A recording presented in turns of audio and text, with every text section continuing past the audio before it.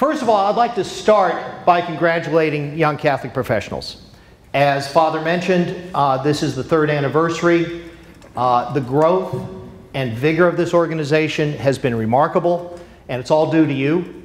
I've played a little part, as Jennifer said, but believe me, I've really had very little to do with it. It's Jennifer, your core volunteers, the clergy who've assisted, the other speakers who are here, the other mentors, panelists, etc., who are here. It's all due to you. So congratulations, and I think you owe yourselves a pat on the back because this is extraordinary. If you knew how many people around the country are contacting Jennifer saying, how can we replicate this? How can we start this in our own cities? You'd be stunned. Jennifer, it's got to be at least 24. All right? I mean, there's a lot of people that look at this model and say, hey, this works. So you're on to something great. I congratulate you, and by all means, keep it up. Now, every time I've been to one of these speaker events, the speaker has started by saying a little something about themselves. So if you'll bear with me, I'll tell you a little something about myself. I am a cradle Catholic. I was born and raised in the DC area. I went to Catholic grade school, high school, and to the extent you can call Georgetown University a Catholic college, I went to a Catholic college. Anybody go to Georgetown? Thank God. Okay. So I was cradle Catholic and altar boy. I was a youth lector. I have one of my late uncles is a priest, Capuchin Franciscan. I had an aunt on the other side of the family who was a nun. Believe me, I was drenched in it. Okay? Yet for all of that, when I moved out of the house, from the ages of about 25 to about 35, I was very, very seriously away from the church. No question about it. I mean, if I went home to see my parents, I'd go to Christmas, I'd go to Easter, and that kind of stuff. But I really, really was very seriously away from the church. About the age 35, I started coming back. And I'll tell you, the real estate crisis in Dallas in 86, 87, and 88 has a lot to do with that. Plus, I'm sure, the prayers of my parents. So about, my late 30s, I was back attending Mass regularly, got into the habit of daily Mass, which I highly recommend to anybody, okay? If you can fit daily Mass into your schedule, it's the best 25 or 30 minutes you're ever going to spend, okay? It is a great thing, and I highly encourage it. I started leading some Bible study at my parish, and then I realized that I was going to be asked to lead Bible study, and I said, oh my gosh, I'm not adequate to do that. So at the ripe old age of 44, I went back to the University of Dallas and got a master's in theology. It took me 4 years to get through a 3-year program. And I'm going to tell you that that is somewhere in the top 5 of best decisions I've ever made. And again, I encourage you, if you're looking for a little lesson from a more mature Catholic, continuing education in your faith is something that's really important. As a cradle Catholic, I had an education that stopped in 12th grade, and I had a 17-year-old's understanding of the faith. Okay, I'm sorry, that's not adequate for an adult man, all right? But getting an adult education and coming back to the faith in that process is one of the best things I've ever done. And I'll tell you right now, what the church teaches, I promise you, is the same thing that the 1st century and 2nd century church taught, okay? And that was so gratifying to be sure of it.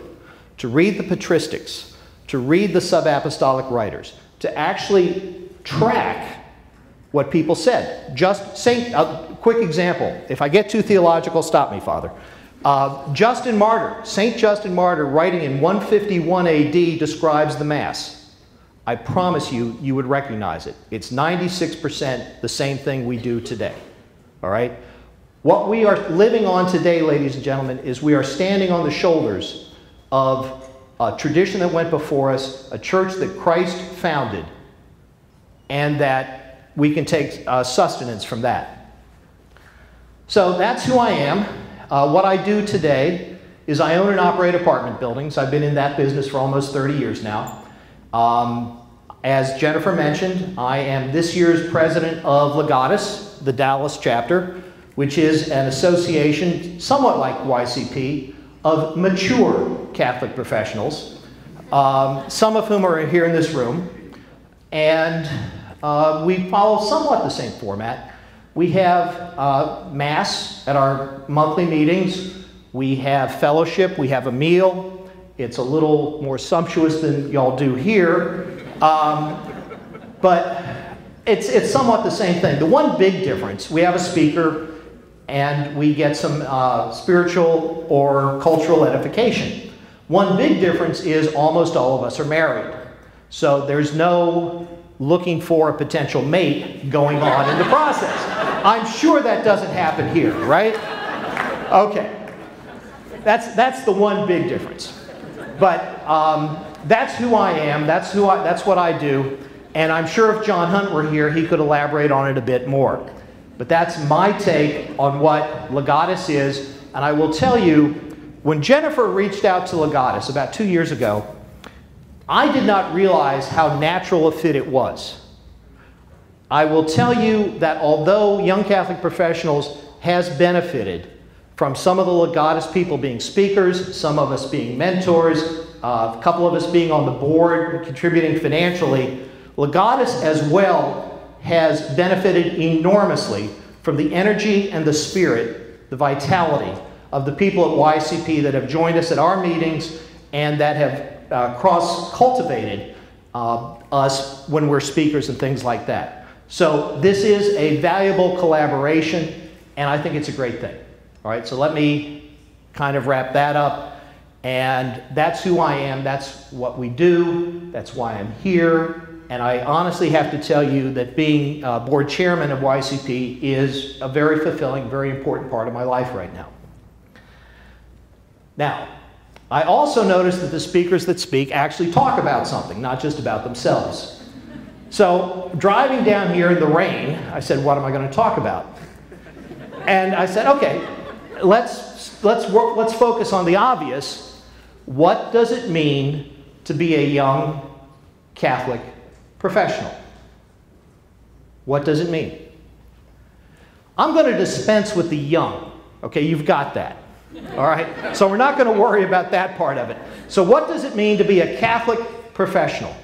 To be a specifically Catholic professional, or put the other way, to be a specifically business person who is Catholic. What does it mean? Well, looking at the two expressions, Catholic professional, let's focus on the Catholic first.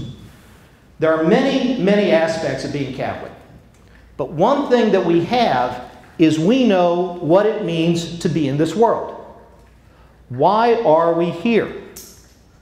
What are we doing here? What is our purpose in life?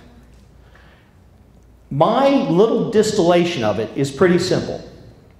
We are here in this life to build up the kingdom, to build up God's kingdom.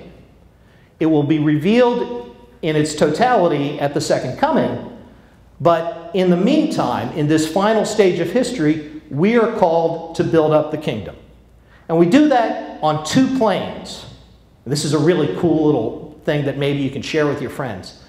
We do it on the vertical plane, where you grow in love and union with God, and you personally grow in love and union with God, and you gradually throughout your life put down the things of this world and embrace the things of heaven.